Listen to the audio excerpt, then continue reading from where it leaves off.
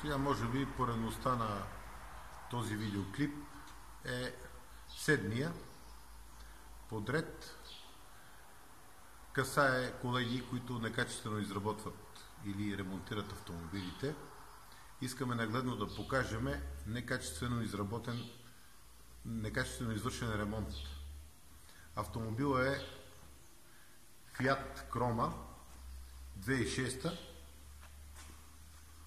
Идва с повреда в компютъра, значи запушен филтър твърди частици. Искам оператора да покаже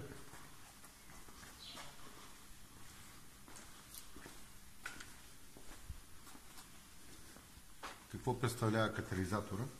Той е на едно изработен с катализаторната част и филтъра за твърди частици. Разрязахме катализатора и го измихме с пароструйката. Предварително се третира с меглио или някакъв обезмаслител.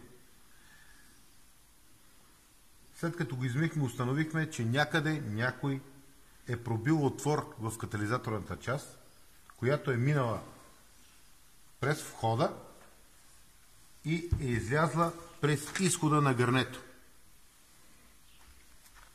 Мисля, че това нещо е много некачествена изработка и много некачествен ремонт на автомобила и просто не издържах да го публикувам във видеоклип, за да обясня на колегите най-вече как се прави.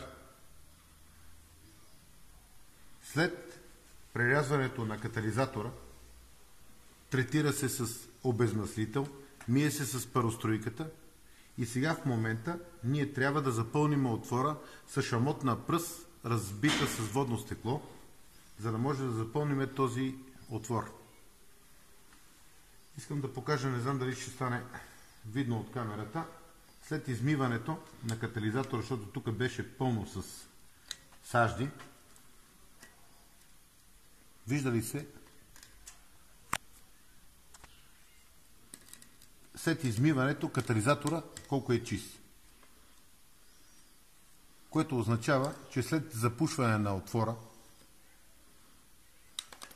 автомобила ще почне да работи с нормалните заводски стойности.